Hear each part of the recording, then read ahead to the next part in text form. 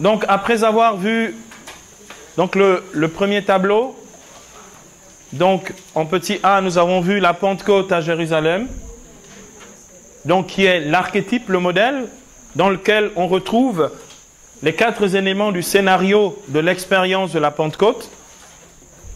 Il y a 2 autres événements, 2 autres épisodes, 2 autres péricopes bibliques. Donc celle de Acte 10, la Pentecôte chez Corneille, et Acte 19, la Pentecôte chez les Éphésiens, que nous allons étudier successivement à présent, pour pouvoir justement repérer les éléments constitutifs de la grâce de la Pentecôte, les 4 éléments dont on a parlé tout à l'heure, donc effusion du Saint-Esprit, prédication, adhésion et signe charismatique.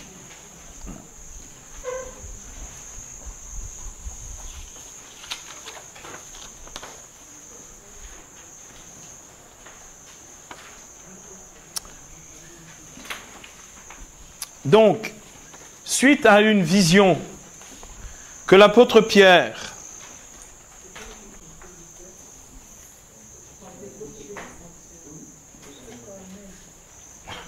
Petit B, Pentecôte chez Corneille, chez le païen Corneille. Donc, suite à une vision que l'apôtre Pierre avait eue à Joppé, Joppé c'est avec 2 P, hein, une vision de quadrupèdes, donc de ces animaux à 4 pattes, d'accord? Dans Acte 10, versets 9 à 16,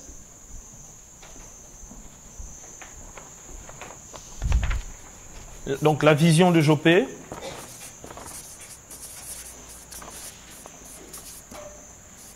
Donc, dans Acte 10, les versets 9 à 16, le Seigneur, en fait, avait préparé l'apôtre Pierre à pouvoir rentrer dans une maison de païens pour, justement, apporter la bonne nouvelle et leur donner la possibilité d'expérimenter le don du Saint-Esprit.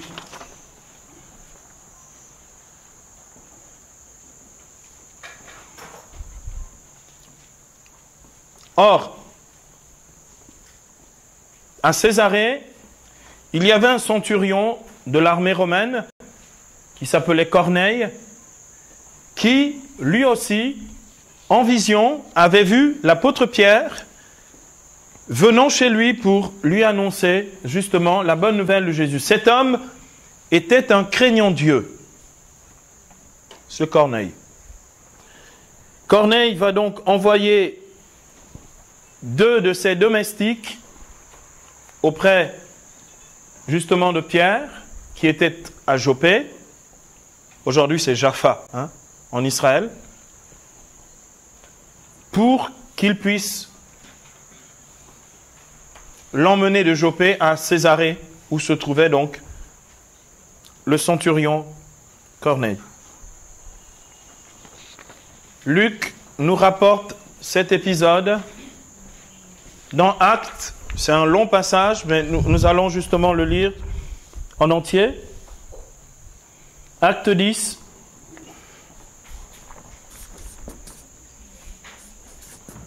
Verset 23b au verset 48. C'est un des plus beaux textes du Nouveau Testament. Acte 10, verset 23, B à 48.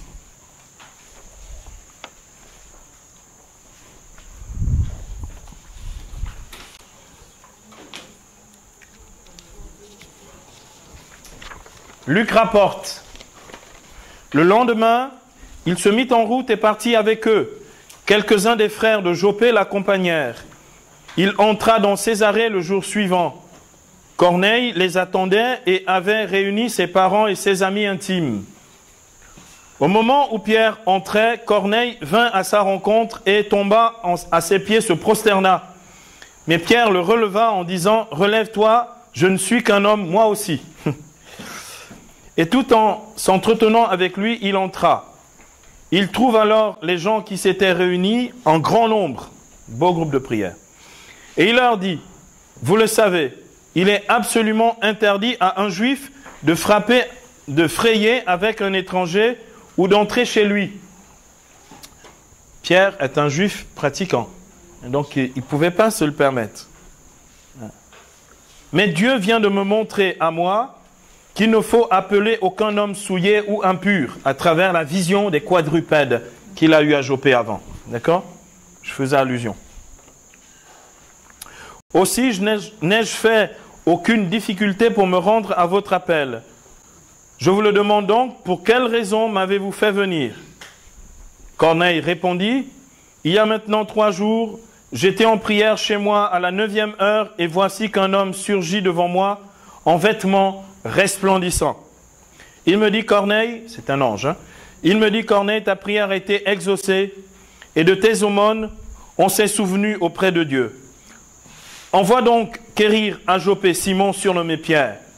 Il loge dans la maison du corroyeur Simon au bord de la mer.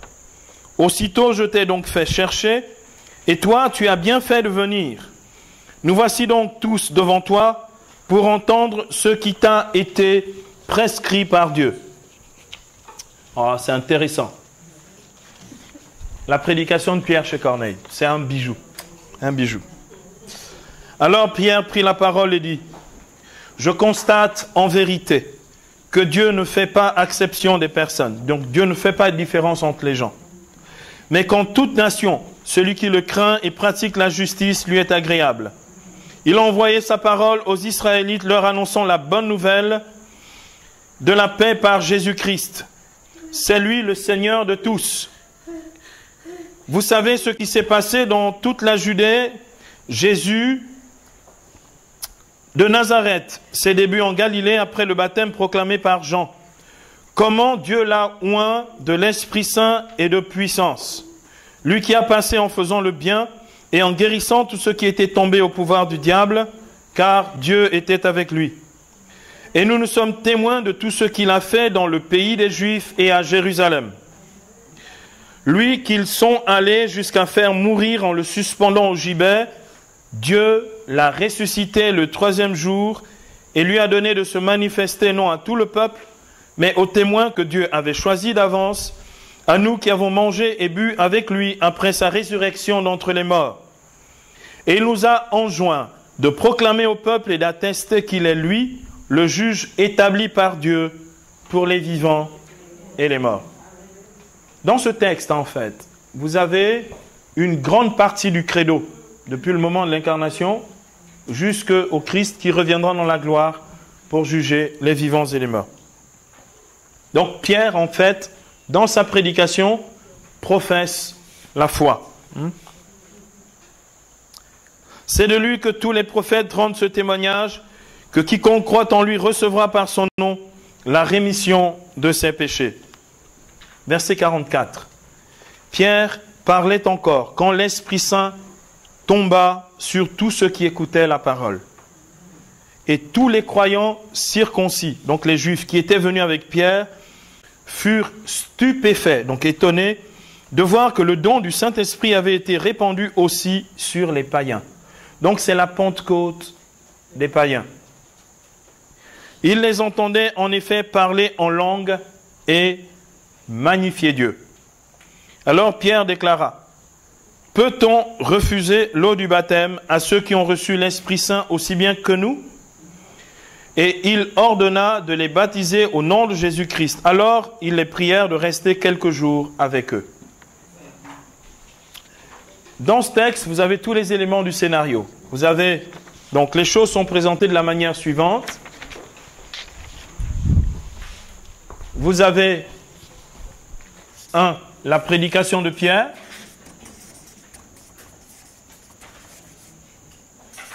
2. Vous avez l'effusion du Saint-Esprit. Verset 44. Hein. L'Esprit tomba sur eux.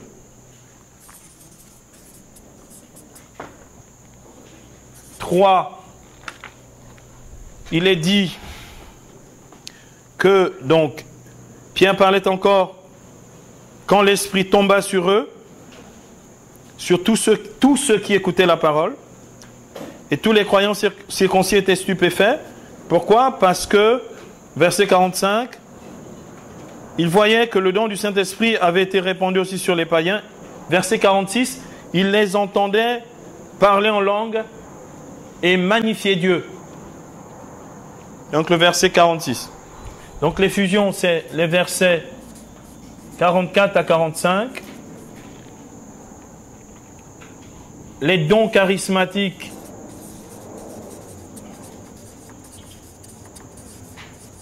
c'est le verset 46. Et quatrième élément du scénario, adhésion et baptême. Donc baptême, verset, donc ce sont les versets 47 de l'interrogation de Pierre, peut-on refuser le baptême? Au verset 48, alors il ordonna de les baptiser au nom de Jésus-Christ. Donc la prédication, c'est tout au début. Donc, bien entendu, à partir du verset 34. Donc, c'est verset 34.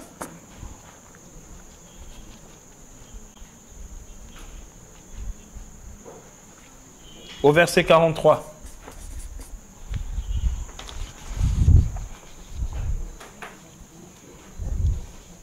Donc, dans un ordre un peu différent de celui de la Pentecôte à Jérusalem, vous avez donc une prédication, l'expérience du baptême dans l'esprit, les dons charismatiques, ils sont ici au pluriel, et donc l'adhésion qui est signifiée clairement, explicitement par le baptême de Corneille, ses amis et de toute sa famille. Ce sont les versets 47 à 48.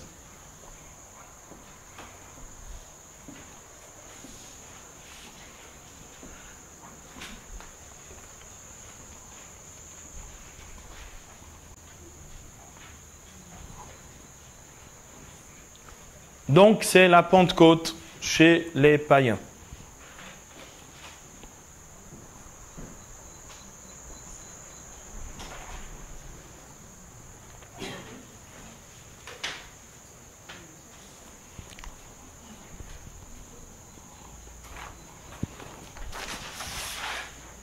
Petit c à présent, la Pentecôte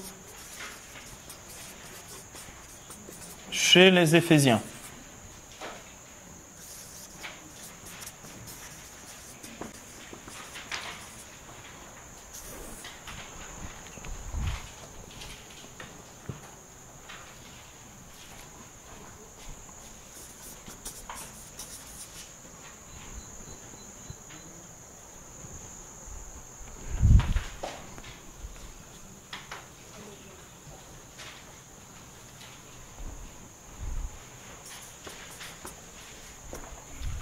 La Pentecôte chez les Éphésiens, c'est ce passage donc de Actes 19, versets 1 à 7. Je vous propose donc que nous puissions voir d'abord le scénario de l'expérience pentecôtale et ensuite nous verrons les conséquences justement de cette effusion du Saint-Esprit à travers l'adhésion de ceux qui recevront ce don de Dieu.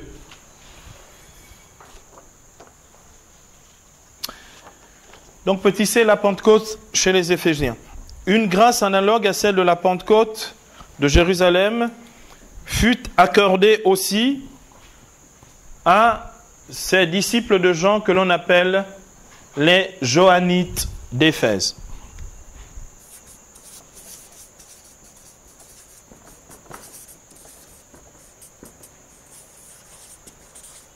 Donc c'était des gens qui avaient reçu le baptême de Jean-Baptiste, qui vivaient à Éphèse, mais qui n'avaient pas encore été baptisés au nom du Seigneur.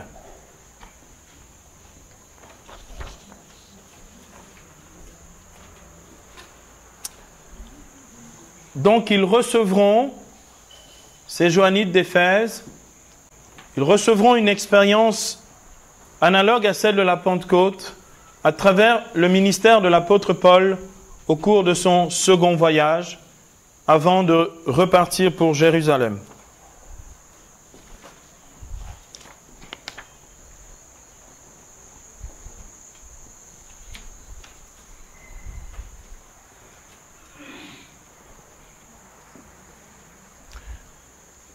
Luc rapporte cet épisode de Acte 19, versets 1 à 7, de la manière suivante. Il dit, « Tandis qu'Apollos était à Corinthe, Paul, après avoir traversé le haut pays, arriva à Éphèse. Il y trouva quelques disciples et leur dit, « Avez-vous reçu l'Esprit Saint quand vous avez embrassé la foi ?»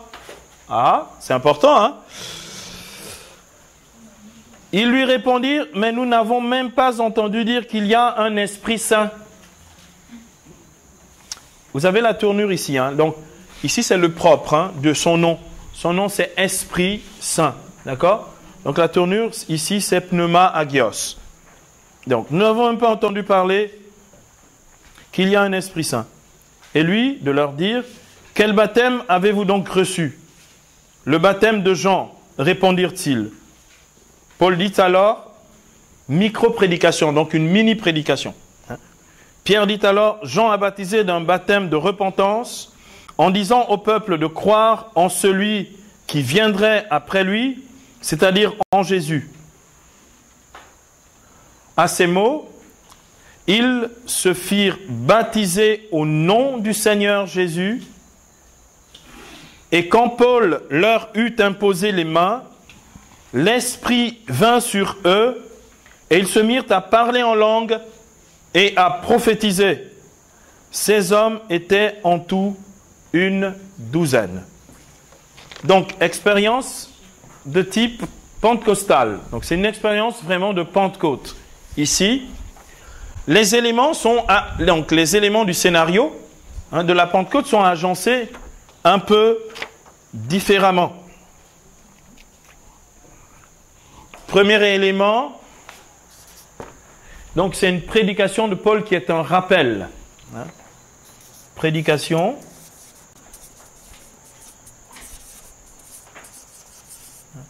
Il rappelle la prédication et la promesse de Jésus par Jean. Jean 3, Luc 3,16. Le baptême de Jean dit, celui où Jean dit, ce n'est pas moi le Messie, mais il vient après moi. Celui qui est plus grand que moi, il vous baptisera dans l'Esprit Saint. Donc, premier élément, cette allusion à la prédication de Jean-Baptiste par Paul. Ensuite, donc ici, nous l'avons au verset 4. Voilà. Ensuite, B.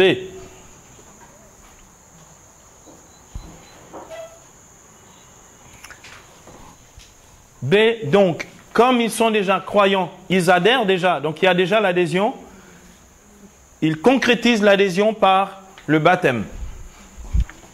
D'accord? Donc, adhésion concrétisée par le baptême.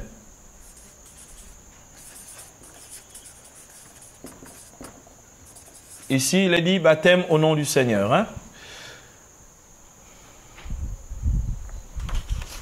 Donc, au verset 5.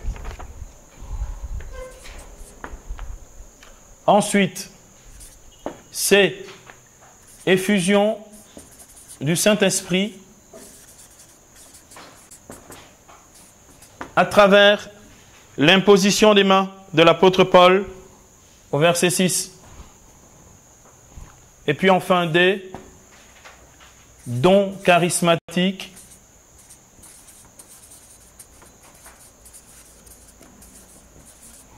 c'est-à-dire, donc toujours 6B, donc 6A c'est effusion du Saint-Esprit, 6B c'est dons charismatiques, donc il y en a deux signalés ici. la glossolalie et la prophétie. Donc vous avez tous les éléments du scénario, mais agencés différemment. Donc vous aviez A, prédication de Paul, donc rappel de la promesse de Jean, qui annonce que c'est lui baptise d'eau pour le repentir en vue de la rémission des péchés. Mais celui qui vient après lui, Jésus, baptise dans l'Esprit Saint et dans le feu. Donc rappel, donc petite prédication, petit A. B, adhésion et baptême au nom du Seigneur. C'est le baptême qui sauve, si vous voulez. Voilà. Petit C, effusion du Saint-Esprit par imposition des mains. Et des dons charismatiques, de la glossolalie et de la prophétie. Je voudrais relever ici quelque chose d'absolument important. C'est que dans ce cas de figure, il ne s'agit pas seulement d'une manifestation charismatique, mais en fait, c'est une manifestation charismatique à l'intérieur de la célébration d'un sacrement de la foi. C'est par le moyen du baptême, parce que la question qu'il leur pose, c'est quel baptême avez-vous reçu? Donc c'est à l'intérieur de la sacramentalité ou à l'intérieur de la grâce du baptême qu'est libérée cette expérience de Pentecôte. Donc acte 19 nous fait voir justement comment les sacrements sont des lieux de l'expérience de la Pentecôte.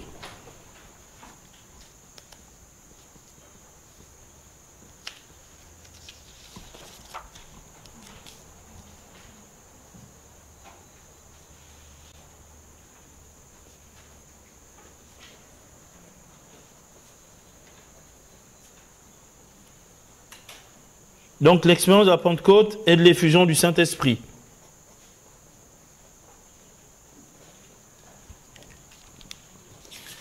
Et cet élément est important pour nous à l'intérieur de la tradition catholique parce que j'ai vu souvent des personnes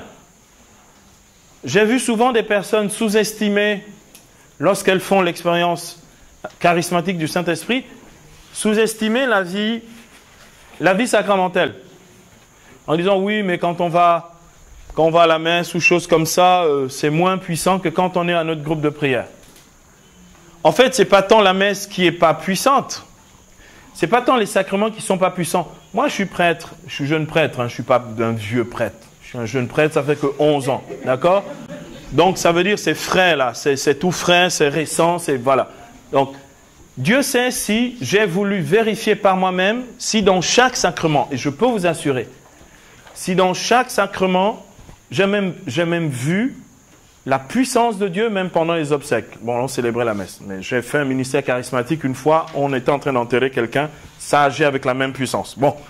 Donc, Dieu sait si j'ai vérifié dans tous les sacrements comment la puissance de Dieu peut se libérer, se manifester, et Dieu peut non seulement se révéler, mais faire des signes absolument prodigieux. Donc, en fait, ce n'est pas les sacrements qui sont un problème, puisque la grâce de Dieu opère efficacement, comme on dit en latin, ex opere operato, c'est-à-dire efficacement la grâce de Dieu opère, mais en fait, c'est simplement les fidèles qui ne s'attendent pas à Dieu dans la célébration des sacrements. Pourquoi? Parce qu'ils en restent à la dimension rituelle et donc purement formelle de la célébration des sacrements. Le Seigneur soit avec vous et avec vous aussi, monsieur. En fait, ils en sont là. Mais en fait, ils ne s'attendent absolument pas. Je vous assure, toutes les messes, à toutes les messes, on peut avoir des délivrances, des guérisons, des effusions du Saint. Mais à toutes les messes, le jour des baptêmes, normalement, à chaque baptême, vous assistez à un baptême, vous avez nécessairement des éclaboussures. Nécessairement. Pourquoi? Parce que le jour du baptême, Dieu, par le Saint-Esprit, fait en sorte que quelqu'un qui est un pécheur est libéré de ses péchés et devient fils de Dieu.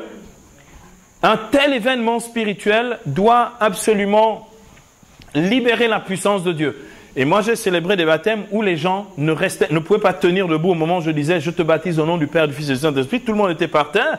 Pourquoi? parce que réellement le Saint-Esprit est libéré le jour du baptême. Mais à toutes nos confirmations, on devrait en fait entendre des gens parler en langue et prophétiser. Normalement. Mais comme le cours de catéchisme ne prévoit pas ça, et que ce n'est pas spécialement au programme, n'est-ce pas? Mais Dieu qui est patient, bon et miséricordieux, ne nous en tient pas rigueur. Mais en fait, je crois, à mon humble avis, que c'est une dévaluation de la puissance de Dieu dans les sacrements. Une dévaluation. En fait, on a tellement ritualisé et même on a tellement, socialisé la vie sacramentelle et à cause des l'habitude c'est bien, mais les mauvaises habitudes, on ne s'attend plus à Dieu dans les sacrements. Donc c'est bien d'avoir la belle chaînette, d'avoir le beau vêtement blanc, et tout ce qu'il y a autour, mais en fait, on ne s'attend pas à Dieu. Ne dites pas qu'il n'y a rien, parce que Dieu opère réellement, mais il n'y a pas une réception de la grâce de Dieu qui soit suffisamment vécue avec une foi active pour que la puissance de Dieu se manifeste. J'ai un rêve. J'ai un rêve. Non, mais chacun, on peut avoir des rêves, non? C'est pas interdit, chacun le sien. C'est d'être au moins... comment? C'est d'être au moins une année curé de paroisse. Mais je sais qu'on ne me voudra pas. Donc, c'est pas grave. Mais en tout cas, j'aimerais au moins... Bon, je sais que j'aurai des palabres dès le premier jour avec les paroissiens. Avec le conseil paroissial. D'accord? J'aurai des gros problèmes, ça, il n'y a pas de... Mais j'aimerais au moins, rien que pour faire vérifier la puissance de Dieu dans les sacrements et dans la vie ordinaire de l'Église, j'aimerais pouvoir être curé de paroisse au moins une année. Mais 6 mois après, le conseil paroissial va se syndiquer et je sais... Voilà, et je vais être dénoncé à Monseigneur. Donc, c'est pas grave. En tous les cas, oui, je réponds aux questions après. Non, ce n'est pas une question, je vais juste abonder entre votre... Mais il ne faut pas abonder, c'est un rêve. C'est juste un rêve. Laissez les rêves à leur place, d'accord? Je ne voulais pas parler de rêve, de sacrement, effectivement. Au mois de mai, quand il y a eu les sacrements dans une paroisse, j'ai vu l'évêque au moment de la confirmation. D'accord. Notre sœur dit qu'elle a vu l'évêque au moment de la confirmation. Au moment où il devait... Voilà. Des frères qui prenaient le sacrement. Oui. Il y a deux personnes qui sont... Tombées dans le repos de l'esprit. Donc c'est tout à fait possible. Mais si vous voulez, notre cérémonial ne le prévoit pas. Bon, je ferme la parenthèse. Je voudrais poursuivre parce que ce qui est intéressant le cours continue, je l'enregistre. Ce qui est intéressant dans l'épisode des Johannites d'Éphèse qui deviennent véritablement des chrétiens, qui sont remplis du Saint-Esprit, ce sont les grâces de Dieu qui vont surgir, si vous voulez, qui vont se poursuivre dans l'édification, la construction de l'Église à Éphèse. Cet événement est un événement fondateur, si vous voulez. Comme la Pentecôte à Jérusalem est un événement fondateur pour l'Église universelle, cet épisode de l'expérience du Saint-Esprit par cette douzaine de personnes à Éphèse va être une expérience fondatrice. Comme quoi, la grâce de la Pentecôte est une grâce fondatrice.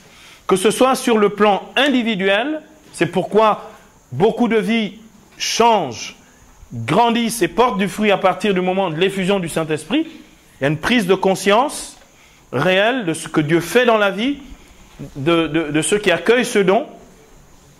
Et bien, pareillement, cette expérience peut être une expérience fondatrice pour une paroisse, pour un diocèse, pour une communauté, parce que la grâce de la Pentecôte est une grâce de renouveau spirituel, mais aussi une grâce d'encouragement missionnaire. D'accord? Dans l'effusion de l'Esprit, il y a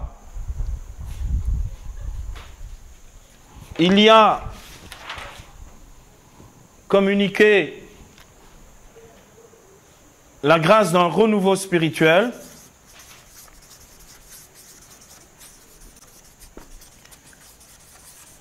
et un élan missionnaire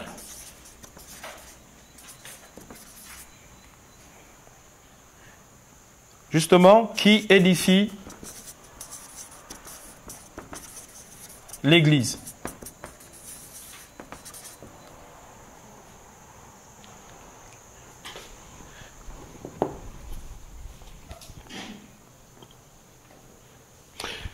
Donc, suite à cet événement, Paul va implanter une église à Éphèse et former les nouveaux disciples.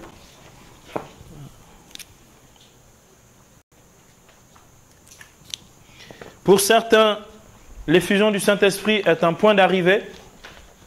En fait, c'est le commencement de l'expérience qui doit être véritablement fondée dans la foi chrétienne.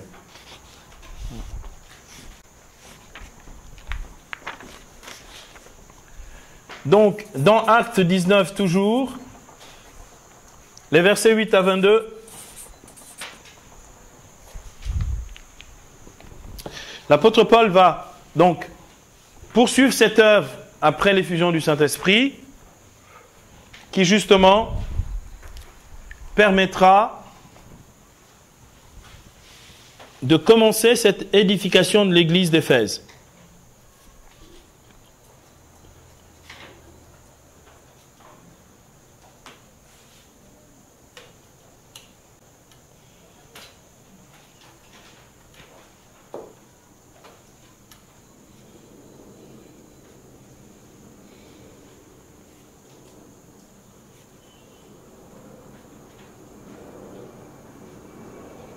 Donc, il est écrit ici, dans Acte 19, 8 à 22, ce long passage, je vais le lire en entier.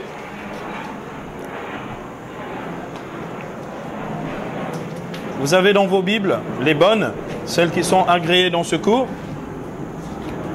Paul se rendit à la synagogue et pendant 3 mois, il parla avec parésia, avec assurance.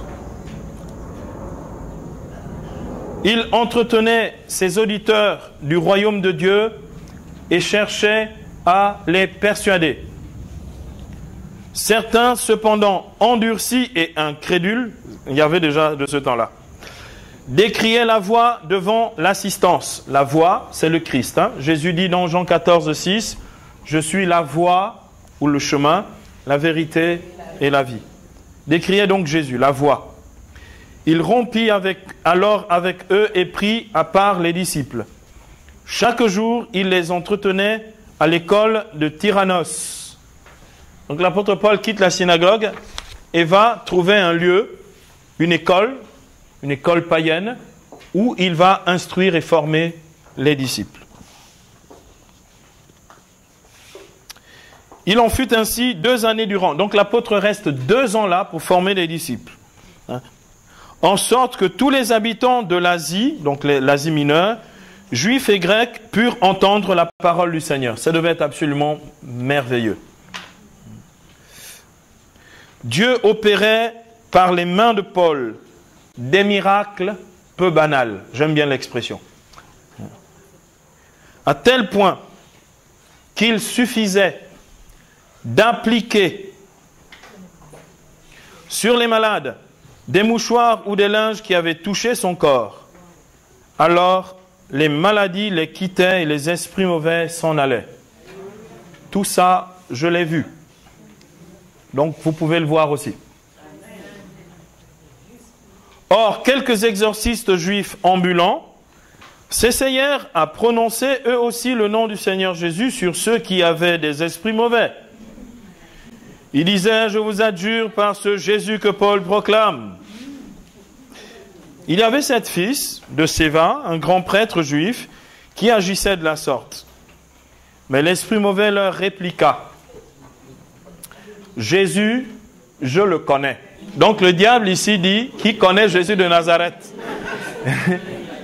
Jésus, je le connais. Et Paul, je sais qui c'est. Mais vous autres,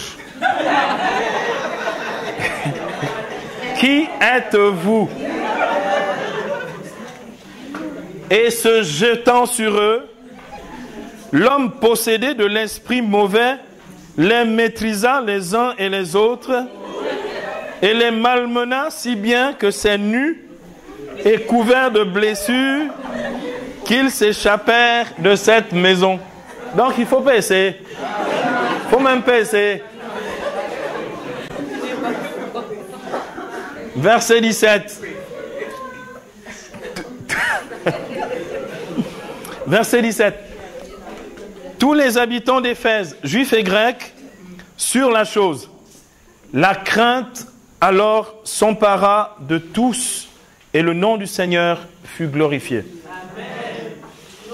Beaucoup de ceux qui étaient devenus croyants venaient faire leur aveu et dévoiler leurs pratiques. Ah, j'aime quand l'église se bouge comme ça. Bon nombre de ceux qui s'étaient adonnés à la magie apportaient leurs livres et les brûlaient en présence de tous. On devrait commencer la messe du dimanche avec ça. Mais je ne suis pas curé. Ce n'est qu'un rêve. On en estima la valeur. Cela faisait 50 000 pièces d'argent. Donné au cochon, hein? Donné au diable. Ainsi, la parole du Seigneur croissait et s'affermissait puissamment. Après ces événements, Paul forma le projet de traverser la Macédoine et l'Achaïe pour gagner Jérusalem. Après avoir été là, disait-il, il me faut voir également Rome. Il envoya alors en Macédoine 2 de ses auxiliaires, Timothée et Éraste. Pour lui, il resta quelque temps encore en Asie.